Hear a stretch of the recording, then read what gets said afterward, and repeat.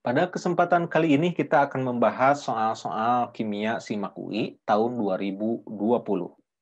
Soal yang pertama, kita lihat di sini ada grafik V terhadap 1/P. Ya, dan di sini dikatakan bahwa ini adalah grafik suatu gas ideal. Kita ingat persamaan gas ideal adalah PV sama dengan nRT.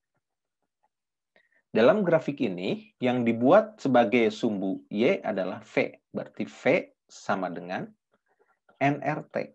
Sedangkan 1/P-nya adalah menjadi sumbu X-nya, 1/P. Nah, jika kita lihat di sini, di soal, jumlah mol gasnya sama. Artinya N-nya tetap, R-nya tetap. Karena R tetapan, ya. Ini tetap. Jika kita misalkan V-nya tetap, maka kita bisa menarik garis lurus ke kanan. Maka di sini kita akan mendapatkan titik perpotongannya. Yaitu ini titik perpotongan dengan grafik ke-1, ini dengan grafik kedua, yang ini dengan grafik ketiga. Kalau kita tarik ke bawah, nah ini nilai dari 1/P yang pertama. Ya, ini nilai dari 1/P yang kedua. Ini nilai dari 1/P yang ketiga. Kita lihat di sini, 1/P yang pertama adalah yang paling kecil. Ya. Ini adalah yang paling kecil. Sedangkan ini 1/P yang ketiga adalah yang paling besar. Nah, kalau kita masukkan ke dalam rumus ini, ketika V-nya kita tetapkan tetap, makanya garisnya lurus. Ketika V-nya tetap, dan 1/P-nya kecil, kalau 1/P-nya nilainya kecil, maka supaya V-nya tetap, T-nya harus besar. Ya, untuk mengimbangi nilai 1/P ini. Ini harus besar. Tapi, jika 1/P-nya paling besar, ini contohnya yang ketiga, jika 1/P-nya besar, maka nilai T harus kecil. Supaya nilai V-nya tetap. Artinya, nilai T yang paling besar adalah T1. Karena nilai 1/P yang paling kecil adalah di grafik yang ke-1. Jadi, di sini berlaku T1 harus lebih besar daripada T2, lebih besar daripada T3. Jawabannya adalah D. Soal berikutnya tentang larutan buffer. Pertama, kita buat dulu reaksinya, yaitu CH3COOH, suatu asam lemah, direaksikan dengan KOH, suatu basa kuat. Nanti hasilnya adalah CH3COOK plus H2O. Kita buat MRS. CH3COH-nya adalah 200 kali 0,1, berarti 20. Sedangkan KOH-nya 150 kali 0,05, berarti 7,5. Kemudian mereka bereaksi, maka KOH ini sebagai reaksi pembatas, ya, 7,5, nilainya kecil. Ini 7,5 sesuai dengan koefisiennya. Kemudian ini dikurangi, KOH-nya habis, CH3COH-nya sisa 12,5, CH3COK-nya 7,5. Karena ini sisanya asam lemah dan garam yang mengandung basa konjugasinya, maka terbentuk larutan buffer. Buffernya bersifat asam, ya, karena yang bersisa asam. Berarti rumusnya adalah H+. Karena asam, ya. H+ sama dengan untuk buffer rumusnya adalah Ka kali mol asam dibagi dengan mol basa konjugasi. Tinggal kita masukkan Ka-nya 1,8 kali 10 pangkat min 5 kali mol asamnya 12,5. Mol basa konjugasinya ini 7,5.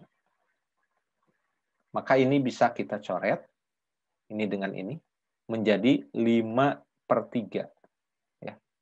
Kemudian ini kita coret, kalau 18 dibagi 3 itu 6, berarti ini 0,6. 0,6 kali 5, 3 kali 10 pangkat min 5. Kalau konsentrasi H plusnya 3 kali 10 pangkat min 5, maka pH-nya adalah, tinggal 5-nya ke depan ya, min log 3. Jadi jawabannya adalah E. Kita lanjut ke soal nomor 48. Di sini kita diberikan persamaan lajunya, yaitu V sama dengan K kali konsentrasi NH4+ dikali konsentrasi nitrit NO2-.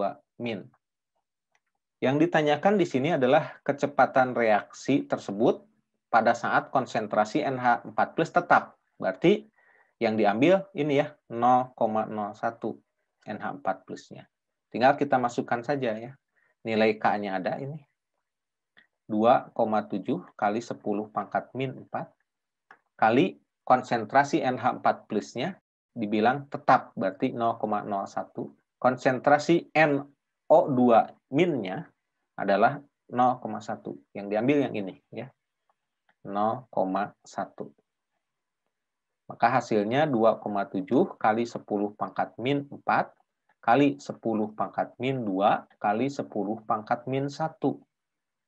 Jadi 2,7 kali 10 pangkat min 7. Maka jawabannya adalah B. Nomor 49. Kita lihat di sini ada reaksi yang belum setara. Berarti langkah pertama kita adalah menyetarakan ya. Oke. Nah, ini reaksinya. Kemudian kita setarakan. Kalium di kiri ada 2, di kanan masih 1, berarti ini harus kali 2 ya. Sedangkan karbon 1 di kiri, 1 di kanan, sudah setara. Kemudian hidrogen di kiri 1, di kanan ada 2. Berarti ini HNO3-nya harus kita kali 2 ya. N-nya di kiri sekarang jadi ada 2, di kanan N-nya sudah ada 2 ya. Kemudian kita hitung oksigennya. Di sini 3 tambah 6. Jadi 9 ya. Sedangkan di ruas kanan 6 tambah 2 tambah 1, 9. Artinya persamaan reaksi ini sudah setara. Kalau persamaannya sudah setara, tinggal kita bikin MRS. Mula-mula K2CO3-nya adalah 100 dikali 0,2, berarti 20. Sedangkan asam nitratnya 100 dikali 0,3, berarti 30. Maka kalau dia bereaksi, HNO3-nya yang akan habis ya, 30. Ini 15.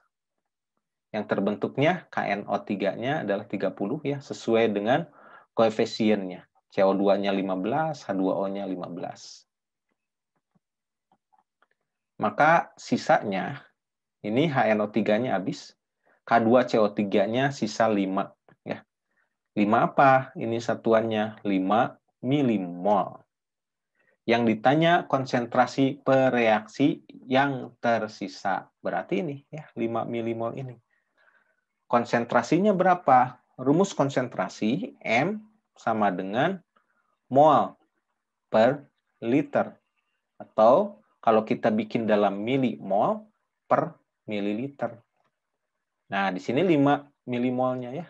5 tinggal dibagi dengan mililiter total. Karena ini sudah bercampur. Jadi 100 tambah 100 ya. 200 volume totalnya. Sehingga hasilnya menjadi 0,025 molar. Jadi jawabannya adalah C ya, 0,025 molar K2CO3. Nomor 50. Di sini kita diminta untuk mengurutkan berdasarkan titik didih yang tepat.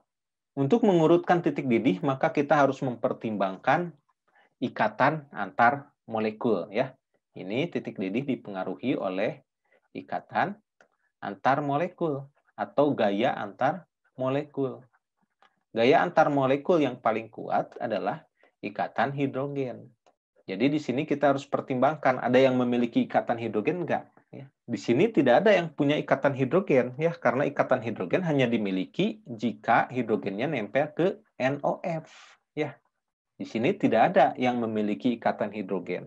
Maka yang berpengaruh di sini adalah gaya antar molekul yang lain, yaitu gaya van der Waals. Dalam hal ini, karena ini nonpolar semua, berarti yang berlaku gaya van der Waals-nya adalah gaya London, ya, gaya yang paling lemah. Nah, gaya London dipengaruhi oleh apa? Dipengaruhi oleh MR-nya. Karena ini satu golongan antara C, Si, Ge, dan Sn. Ini satu golongan, yaitu golongan 4A. Berarti makin ke bawah, MR semakin besar. Maka urutannya, yang paling kecil titik didihnya adalah CH4, kemudian SiH4, kemudian GeH4, baru SnH4 yang paling besar. Maka jawabannya adalah